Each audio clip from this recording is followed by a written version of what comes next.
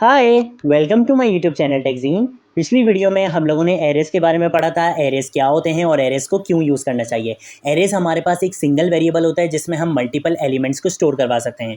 ज़रूरी नहीं है कि वो multiple element same data type के हों, वो डिफरेंट डेटा टाइप्स के भी हो सकते हैं। वो स्ट्रिंग डेटा टाइप के भी हो सकते हैं, वो नंबर डेटा टाइप के भी हो सकते हैं, वो बूलियन डेटा टाइप के भी हो सकते हैं। बस मल्टीपल एलिमेंट्स को एक सिंगल वेरिएबल में स्टोर कराना वो क्या कहलाता है, एरे कहलाता है।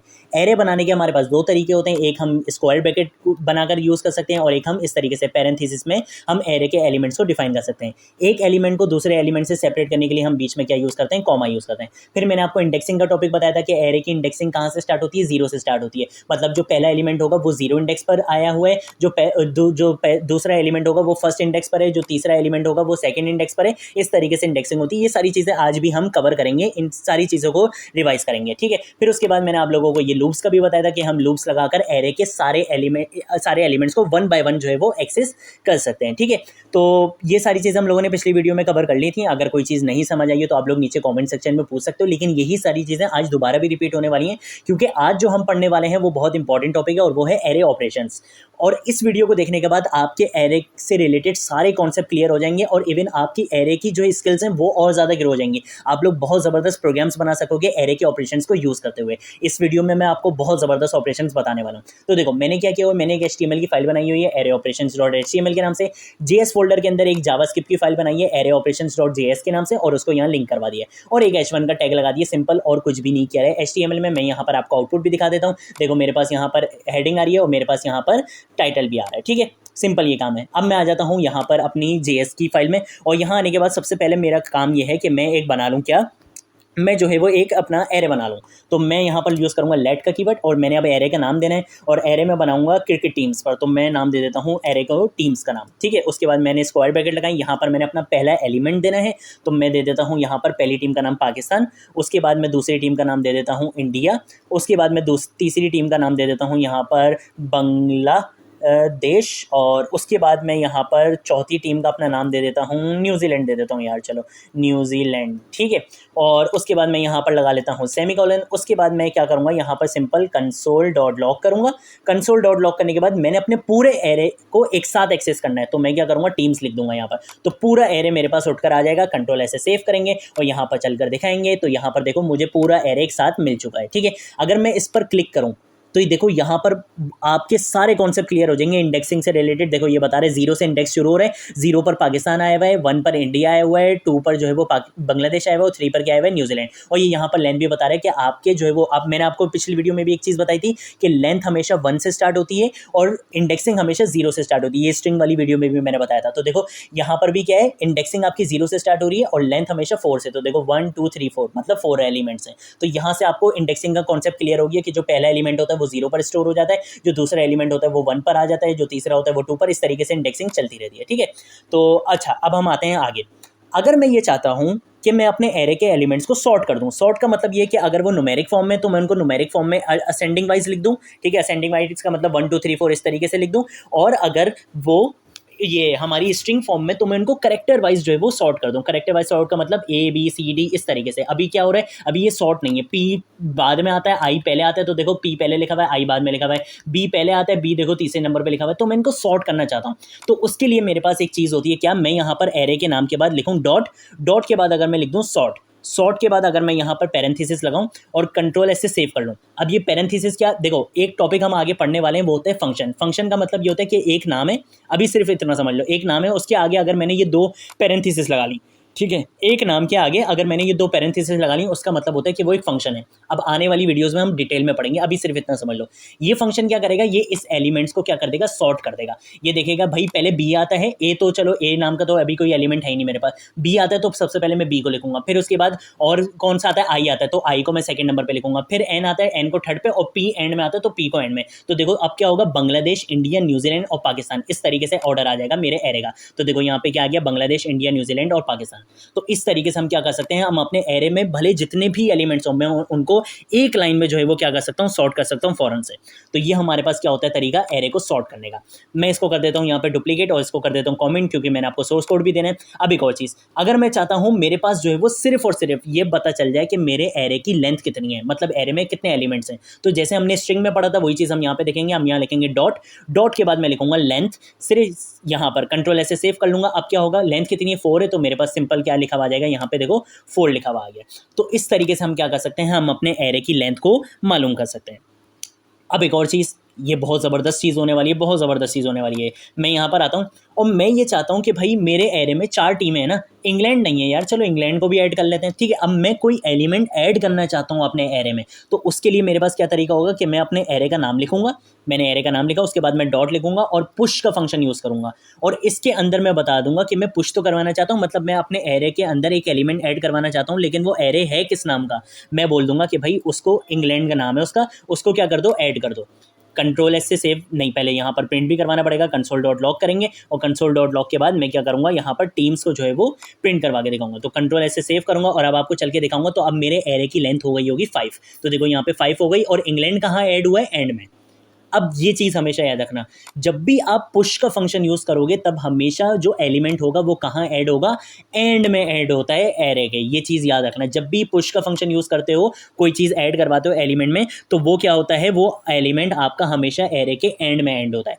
अगर मैं चाहता हूँ उसको पहले ऐड करवाना, अगर मैं चाहता हूँ कि ये जो मेरा इंग्लैंड है, ठीक है, इंग्लैंड में चाहता हूँ कि भाई लास्ट में ऐड ना हो, ये पहले ऐड हो जाए, मतलब 0 इंडेक्स पर ऐड हो जाए, तो मैं क्या करूँगा, मैं यहाँ पर पुश के फंक्शन की जगह क्या यूज़ करूँगा, अनशिफ्ट का फंक्शन यूज़ करूँगा। किसका फंक्शन, अनशिफ्ट का फंक्शन।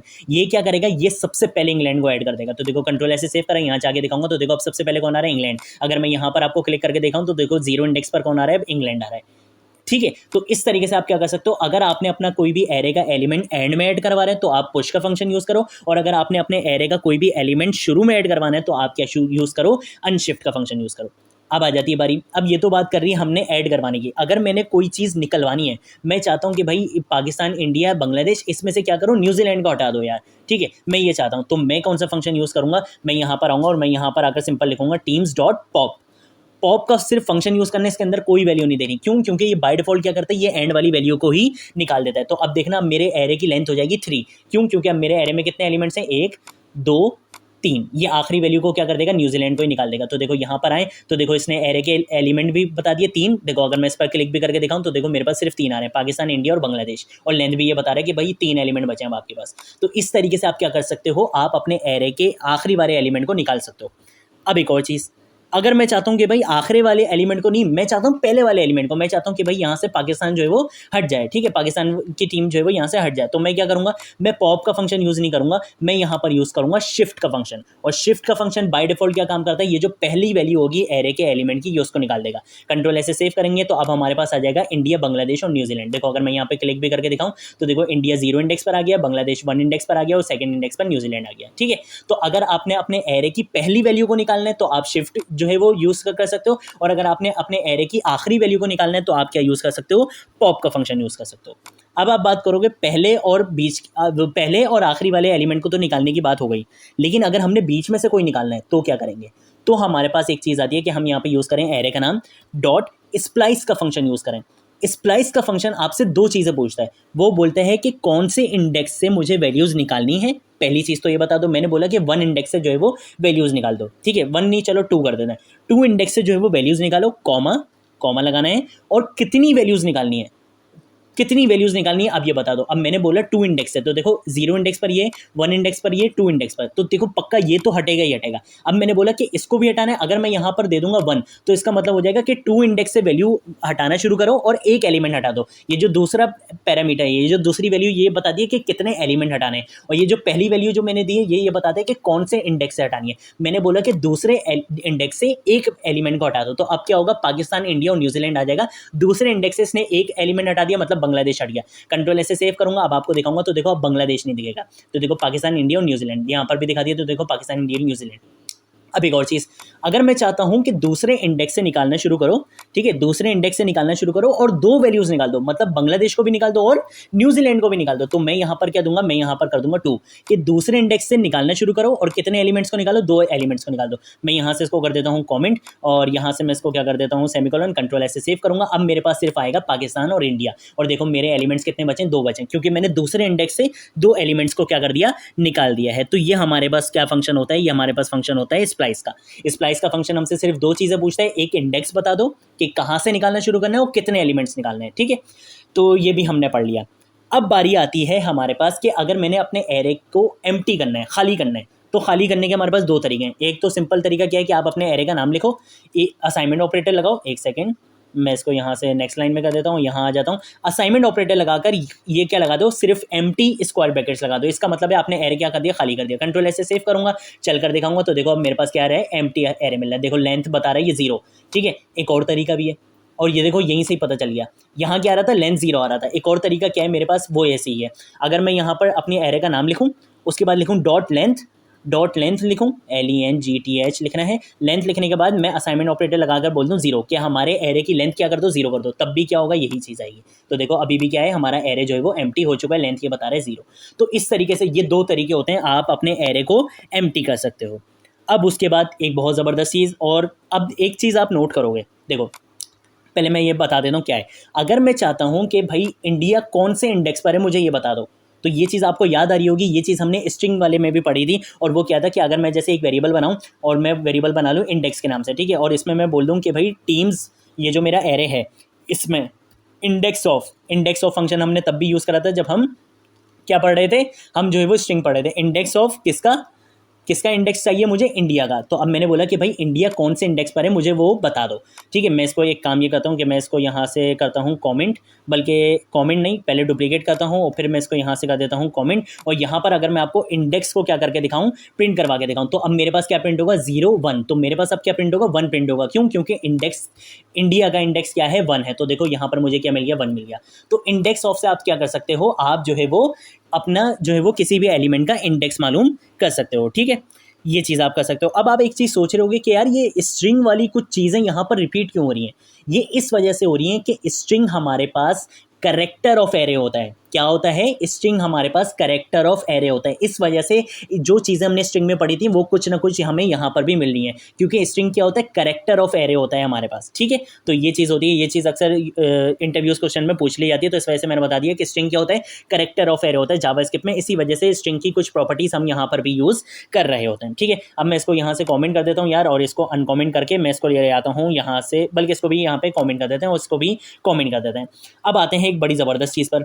अगर मैं यहाँ पर लिखूँ लेट, और लेट के बाद लिखूँ टीम्स के बाद मैं यहाँ पर लिखूँ फॉर एग्जांपल, मैं यहाँ पर लिख लेता हूँ, चलो यहाँ पर हम क्या लिखें यार, क्या ऑस्ट्रेलिया लिख लेते हैं यार, ऑस्ट्रेलिया, ठीक है। इस तरीके से कर लेते हैं, और यहाँ पर मैं लगा लेता हूँ सेमीकोलन। अभी ये मुझे एरर दे रहा है, ये बोल रहा है भाई ये भी सेम नाम, ये भी सेम नाम, एक ही नाम के 2 वेरिएबल्स आप नहीं बना सकते। चलो मैंने बोला इसको क्या कर देते हैं, कमेंट कर देते हैं। अब ये क्या है, मेरे पास वेरिएबल है। अगर मैं ये चाहता हूँ कि मैं ये चेक करना चाहूँ कि ये जो मेरा वेरिएबल है ये एक एरे है या नहीं, तो उसके लिए मेरे पास क्या चीज़ है, मैं सिंपल क्या करूँगा, कंसोल डॉट लॉग करूँगा, लॉग करना है, और उसके बाद मैं यूज़ करूँगा एरे के बाद मैं लिखूँगा डॉट के बाद मैं लिखूँगा इस एरे के अंदर मैं क्या करूँगा, इस वेरिएबल का नाम दे दूँगा, मैं दे दूँगा टीम्स का नाम। अब ये क्या करेगा, ये मुझे ट्रू या फॉल्स में जो है वो वैल्यू रिटर्न करेगा। अगर ये एक एरे है जो कि ये नहीं है, तो ये क्या करेगा, ये मुझे फॉल्स रिटर्न करेगा, क्योंकि ये बोलेगा कि भाई ये एरे नहीं है। और अगर ये एक एरे होगा तो ये मुझे ट्रू रिटर्न करेगा। अभी इस केस में ये एरे नहीं है, ये एक वेरिएबल है, स्ट्रिंग डेटा टाइप स्टोर कर रही है, ठीक है, स्ट्रिंग टाइप का डेटा स्टोर कर रहा है। तो ये क्या है, ये एक एरे है, ये एक वेरिएबल है, ठीक है, वेरिएबल है, एक ही एलिमेंट को स्टोर कर रहा है, तो ये क्या है, एक वेरिएबल है। तो अब ये मुझे क्या देगा, ये फॉल्स रिटर्न करेगा। देखो ये फॉल्स रिटर्न कर रहा है, क्यों, क्योंकि मैंने क्या कंडीशन लगाई थी, मैंने ये चेक किया था कि भाई ये जो मेरा वेरिएबल है क्या ये एक एरे है, इसने बोला नहीं भाई फॉल्स। मैं इसको कमेंट करता हूँ और वापस यहाँ पर आता हूँ। अब मैं ये करता हूँ, अभी ये क्या है, ये एक एरे है, तो अब ये मुझे ट्रू रिटर्न करेगा। ये बोलेगा भाई इस नाम का जो आपने वेरिएबल बनाई ये एक एरे है, क्योंकि ये मल्टीपल वैल्यूज़ को स्टोर कर रहा है, तो ये एक एरे है। तो देखो इस तरीके से हम क्या कर सकते हैं, हम किसी भी वेरिएबल को चेक कर सकते हैं कि क्या वो एरे है या नहीं। अब एक बहुत ज़बरदस्त चीज़, ये भी बहुत ज़बरदस्त चीज़ है यार, और ये जो है वो ज़्यादातर हम यूज़ भी कर रहे होते हैं। देखो अगर मैं यहाँ पर आऊँ और मैं एक वेरिएबल बनाऊँ लेट, और लेट के नाम से मैं एक वेरिएबल बना लेता हूँ, मैसेज के नाम से चलो एक वेरिएबल बना लेते हैं, और यहाँ पर मैं एक मैसेज दे देता हूँ हाय और I am Farzeen Ali and this is my YouTube channel. ठीक है, इस तरीके से कर लेता हूँ और मैं इसको यहाँ से ज़रा स्पेस दे देता हूँ। ठीक है, अभी मैंने क्या करा है, मैंने एक मैसेज लिया है, ये क्या है, एक स्ट्रिंग है। ठीक है, एक मैसेज लिया है मैंने, इसको मैंने जो है वो एक मैसेज वाले वेरिएबल में स्टोर करवा दिया। अब मैंने एक और वेरिएबल लिया लेट स्प्लिटिंग के नाम से। ठीक है, स्प्लिटिंग के नाम से मैंने क्या लिया, एक वेरिएबल लिया और इसके अंदर मैं क्या करने वाला हूँ, मैं अपने मैसेज को स्प्लिट कराने वाला हूँ। स्प्लिट कराने का मतलब ये कि इस मैसेज में जितने भी वर्ड्स हैं उन एक एक वर्ड को मैं एक एक एरे का एक एलिमेंट बना दूंगा।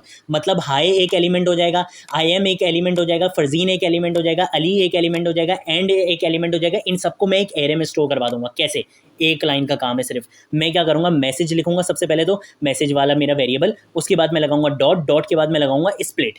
अब स्प्लिट के अंदर मैं इसको एक चीज़ बताऊंगा कि भाई तुमने स्प्लिटिंग कहाँ से शुरू करनी है, मतलब तुमने जो है वो क्या चीज़ तुम्हें मिले वहाँ से तुम उसको एक वर्ड बना दो। मैंने बोला, और जो कि ज़्यादातर यही यूज़ होता है कि भाई जहाँ पर आपको स्पेस मिल जाए इसका मतलब ये है कि वो एक वर्ड है। ठीक है, मतलब हाई के बाद आपको स्पेस मिल रही है, मतलब हाई क्या एक वर्ड है। फिर आई एम के बाद आपको एक स्पेस मिल रही है, मतलब आई एम क्या एक वर्ड है। फरजीन के बाद आपको एक स्पेस मिल रही है, मतलब फरजीन क्या एक वर्ड है। तो मैं यहाँ पर एक स्पेस दे दूँगा। ठीक है, आप यहाँ पे कुछ भी दे सकते हो, अगर आप चाहो कोई कैरेक्टर दे दो तो वो कैरेक्टर से स्प्लिटिंग कर देगा। अभी वो भी करके दिखाता हूँ, पहले जो है वो स्पेस दे देते हैं। अब मैं क्या करूँगा, मैं यहाँ पर आकर सिर्फ क्या करूँगा, कंसोल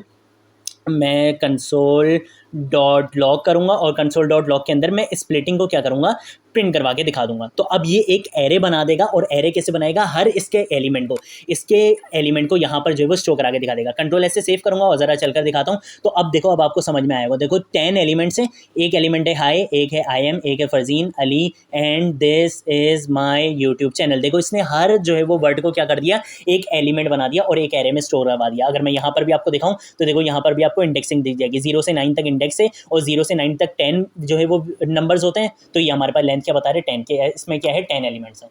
तो इस तरीके से आप देखो कितना ज़बरदस्त काम कर सकते हो कि आप भले स्ट्रिंग में आपके मैसेज में जितने भी वर्ड्स हों आप उनको क्या कर सकते हो, एरे में बना सकते हो, उनका एक एक वर्ड को जो है वो एक एलिमेंट बना सकते हो। अब अगर मैं चाहूँ कि भाई स्पेस से नहीं, अगर तुम्हें कहीं पर आई मिले तो तुम उसको एक वर्ड कंसिडर कर लो। मतलब आई मिलेगा तो ये आई को क्या करेगा, ये आई को स्प्लिट कर देगा, आई को इग्नोर करेगा, और आई से पहले का जितना भी काम होगा ये क्या करेगा, उसको एक वर्ड बना देगा। मतलब अब ये एक वर्ड बनाएगा एच को, फिर आई एम ये पूरा लिखेगा, फरजीन पूरा लिखेगा, फिर अली, इसको ये एक वर्ड बनाएगा। देखो कंट्रोल से सेव करता हूँ और अभी आपको चल के दिखाता हूँ, फिर आपको समझ आएगा। देखो एच को इसने एक वर्ड बना दिया, क्योंकि आई मिल गया था इसको हाई में, तो इसने इसको एक वर्ड बना दिया। फिर आई एम फरजीन अल तक इसने लिखा है, अली के आगे एंड में अली आई था तो इसने आई को जो है वो वहां से स्प्लिट कर दिया। तो देखो इसने ये एक पूरा जो है वो क्या बना दिया, एक वर्ड बना दिया। फिर एंड दिस था तो टी एच के बाद इसको क्या मिल रहा था, आई मिल रहा था, तो इसने इसको क्या कर दिया, एक वर्ड बना दिया। दिस के बाद उसका वो जो एक एस बचा था इसने वो ले लिया, फिर इसका जो है वो आई हटा दिया, एस से माई यूट्यूब चैनल ले लिया। तो इस तरीके से आप चाहो तो किसी करेक्टर से भी आप करवा सकते हो, लेकिन ज़्यादा कौन सा तरीका यूज़ होता है कि आप स्पेस दे दो, तो वो क्या होगा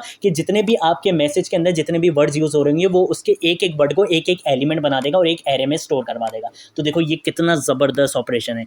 तो ये हमारे पास क्या होता है, स्प्लिट का फंक्शन होता है। ठीक है, अब उसके बाद अगर मैं बात करूँ यहाँ पर, अगर हम देखें कि फॉर एग्जांपल मैं काम ये करूं कि मैं जो है कॉन्केटिनेशन करवाना चाहता हूं। ठीक है, अब कॉन्केटिनेशन हमने उसमें भी पढ़ी थी, क्या नाम है अपना, उसमें स्ट्रिंग के फंक्शन में वही चीज़ है। यहाँ पर भी मैं क्या करता हूँ, एक यहाँ पर ले लेता हूँ लेट ARR1। ठीक है, ARR1 के नाम से मैंने एक वेरिएबल बनाया, वो एरे बनाया, और यहाँ पर मैं फॉर एग्जाम्पल दे देता हूँ फरजीन। ठीक है, और उसके बाद मैं दे देता हूँ यहाँ पर अली दे देता हूँ। ठीक है, और उसके बाद मैं यहाँ पर दे देता हूँ सारा दे देता हूँ। ठीक है, इस तरीके से कर लेता हूँ, और उसके बाद मैं यहाँ पर आने के बाद इसको कर लेता हूँ सेमीकोलन लगाता हूँ और एक और एरे बनाता हूँ लेट ARR2, और इसको मैं यहाँ पे क्या कर देता हूँ, मैं इसी एरे को यहाँ पे करता हूँ कॉपी, कंट्रोल C, और यहाँ पे कर देता हूँ पेस्ट। ठीक है, कंट्रोल V कर देता हूँ, यहाँ पे मैं नाम चेंज कर देता हूँ, यहाँ पे मैं कर देता हूँ आयशा।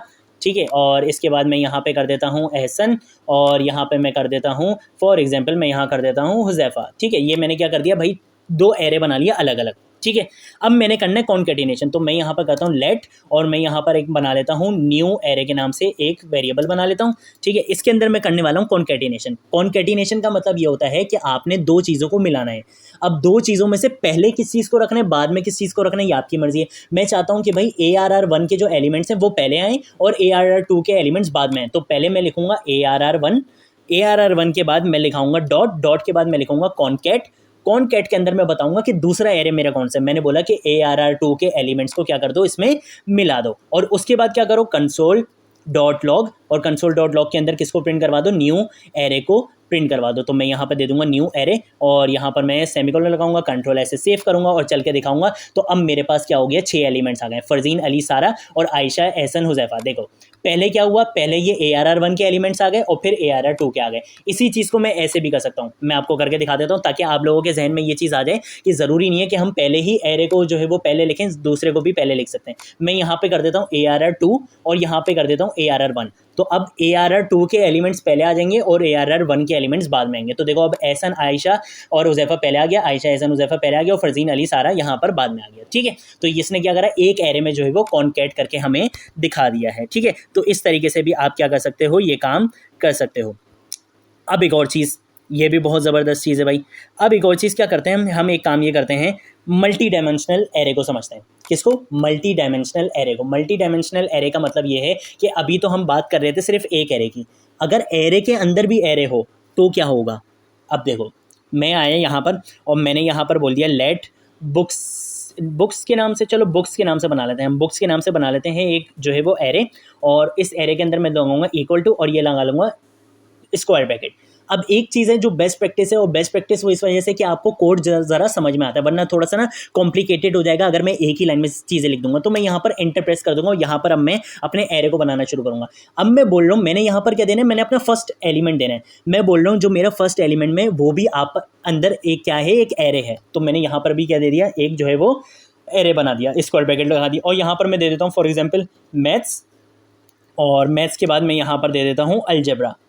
ठीक है, इस तरीके से दे देता हूँ। उसके बाद अब एक एरे के बाद, एक एलिमेंट के बाद दूसरे एलिमेंट से जो है वो सेपरेट करने के लिए हम क्या यूज़ करते हैं, कॉमा। कॉमा लगाया, मैं आ जाऊँगा यहाँ नेक्स्ट लाइन में। यहाँ पर आने के बाद मैं एक और जो है वो ब्रैकेट लगाऊंगा, क्योंकि दूसरा एलिमेंट भी मेरा क्या है, दूसरा एलिमेंट भी मेरा क्या होने वाला है, एक एरे होने वाला है। तो मैं इसको बोल दूंगा कि बायो, और बायो के बाद इसको हम बोल देंगे फॉर एग्जाम्पल जोलॉजी बोल देंगे। ठीक है, जोलॉजी बोल देंगे। ठीक है इसको, और उसके बाद मैं क्या करूँगा, यहाँ पर भी क्या लगा लूँगा, एक कॉमा लगा लूँगा।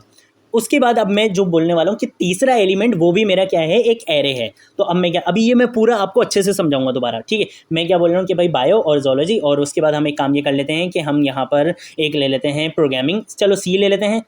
यहाँ पर हम कर लेते हैं जावा, और जावा स्क्रिप्ट कर लेते हैं, चलो ऐसे कर लेते हैं जावा, और यहाँ पे हम कॉमन लगाकर हम क्या कर लेते हैं, जावा स्क्रिप्ट कर लेते हैं, जावा स्क्रिप्ट कर लेते हैं। ठीक है, इस तरीके से कर लेते हैं, और आखिरी वाले एलिमेंट में हम कॉमा नहीं लगाते हैं। ठीक है, ये मैंने क्या कर दिया, अपना 2D एरे बनाया।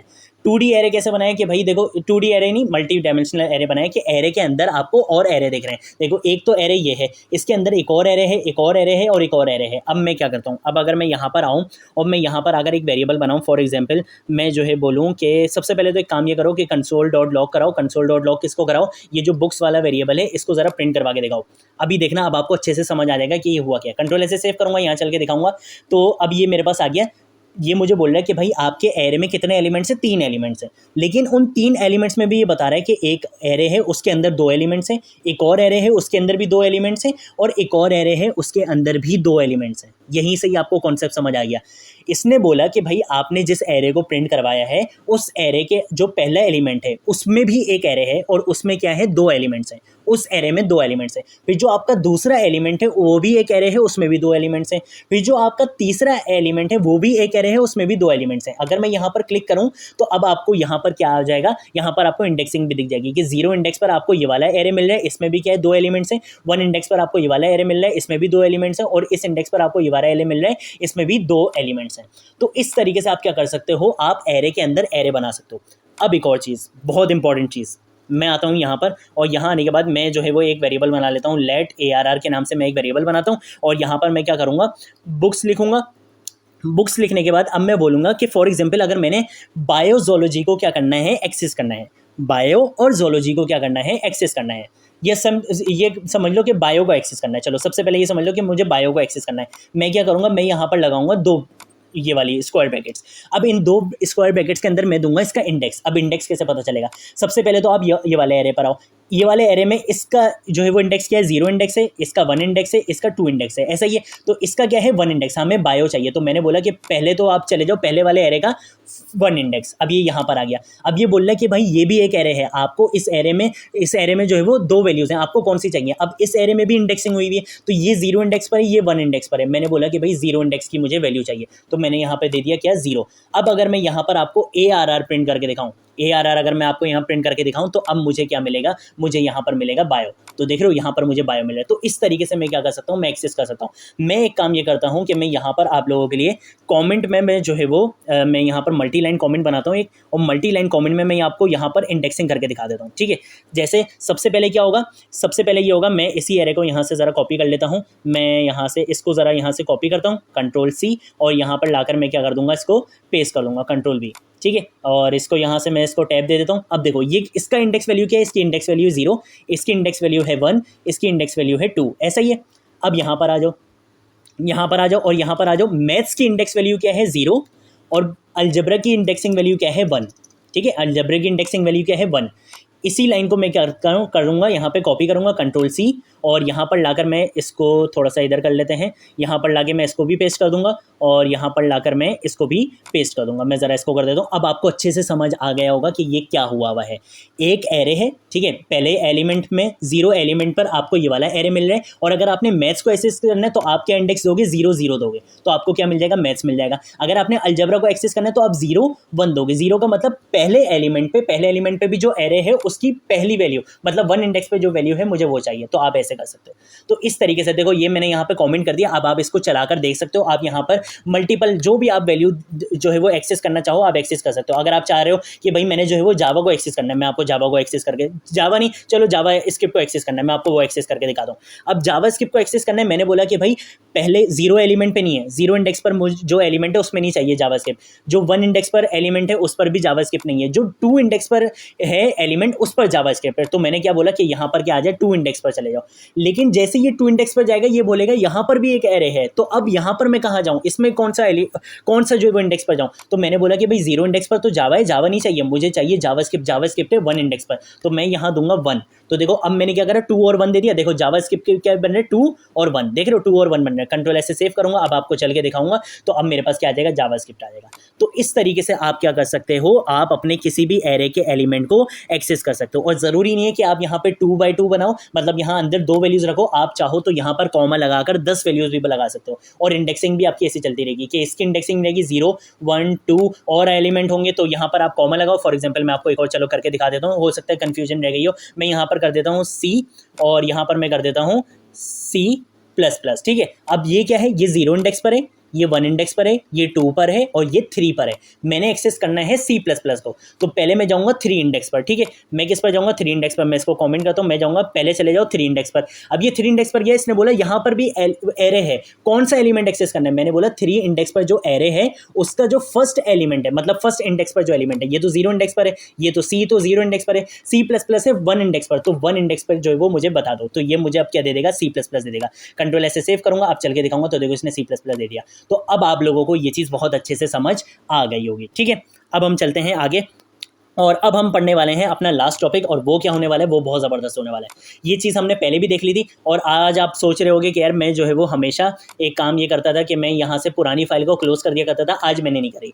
वो इस वजह से नहीं करी, अगर मैं आपको यहाँ पर आऊँ और यहाँ पर मैं आपको एक चीज़ दिखाऊँ, हमने जब यहाँ पर एक चीज़ यूज़ करी थी, हमने जब फॉर लूप यूज़ करा था, तब मैंने आपको यहाँ पर कंडीशन लगाई थी <4। ठीक है, अब ये तो चलो यहाँ पर मैंने काउंट कर लिया 1 2 3 4 है, तो मैंने बोल दिया <4, मतलब 0 से 3 तक चलेगा, तो 4 एलिमेंट्स ही चलेंगे। लेकिन अगर हमारा एरे बहुत बड़ा हो या हमें पता ही नहीं हो, हम काउंट नहीं कर पा रहे हो कि हमारे एरे में कितने एलिमेंट्स हैं, तो तब मैं यहाँ पे क्या कंडीशन लगाऊंगा, बहुत सिंपल है। मैं क्या करता हूँ, मैं एक काम ये करता हूँ कि मैं इसको यहाँ से कर देता हूँ कॉमेंट, और मैं जो अपना ऊपर वाला जो मेरा एरे था, मैं वहीं से ही उसको कॉपी करके ले आता हूँ। कहाँ गया वो टीम्स वाला हमारा एरे, ये रहा बिल्कुल शुरू में। ये मैं इसको यहाँ से कर देता हूँ Ctrl+C, और यहाँ पे मैं इसको कमेंट कर देता हूँ, और हम इसको ले आते हैं बिल्कुल नीचे। ठीक है, और यहाँ पर मैं अब आपको करके दिखाता हूँ। ये हमने कर लिया, हमने एक एरे बना लिया। अब मैं यूज़ करूँगा यहाँ पे फॉर लूप यूज़ करने के लिए मेरे पास क्या है, मेरे पास सिंपल एक तरीका ये है कि मैं फॉर लूप लगाऊँ। और फॉर लूप लगाने के बाद ये मुझसे चीज़ें पूछ रहा है, ठीक है। ये मैंने यहाँ से ये चीज़ हटा देता हूँ और इंडेक्स की जगह देखो, आप चाहो तो इंडेक्स भी ले सकते हो। अब देखो ये मेरे पास क्या चीज़ है, ये array dot length. Array dot length का क्या मतलब है कि इस एरे की क्या है लेंथ। अब मेरे पास एरे का क्या नाम है, टीम्स नाम है, तो मैं ये यहाँ क्या दे दूंगा, टीम्स डॉट लेंथ दे दूंगा। सिंपल। मतलब क्या है कि लेंथ आपकी क्या होती है, लेंथ शुरू होती है 1 से, इंडेक्सिंग कहाँ से शुरू होती है 0 से, तो 0 से ये लेंथ तक जाना चाहिए, लेकिन लेस देन 1, ठीक है। लेस देन 1 क्यों, क्योंकि लेंथ क्या है 1 2 3 4, और इंडेक्सिंग के लिए ये क्या है 0 से 3 तक चलना चाहिए, तो इस वजह से मैंने क्या लगाया, less than teams dot length. तो इससे क्या है कि आपको यहाँ पर गिनने की जरूरत नहीं है, यह यहाँ पर ऑटोमेटिकली कैलकुलेट कर लेगा कि इस एरे की लेंथ कितनी है, उससे एक कम जो है वो आपने चलाना है, क्योंकि इंडेक्सिंग आपकी 0 से स्टार्ट होती है और लेंथ जो है वो 1 से स्टार्ट होता है। सिंपल ये चीज़ है। अब आपने अपने एरे के एलिमेंट्स को क्या करना है, एक्सेस करना है। मैं सिंपल क्या करूँगा, मैं यहाँ पर करूँगा console dot log. Console dot log लिखने के बाद मैं यहाँ पर एक काम ये करूँगा कि मैं यहाँ पर लिखूँगा और टेम्पलेट लिटरल का यूज़ करूँगा, क्योंकि इसके अंदर मैं टेम्पलेट लिटरल का यूज़ करने वाला हूँ, तो मैं टिल्ड ऑपरेटर का यूज़ करूँगा और मैं यहाँ पर बोल दूँगा एलिमेंट्स ऑफ टीम्स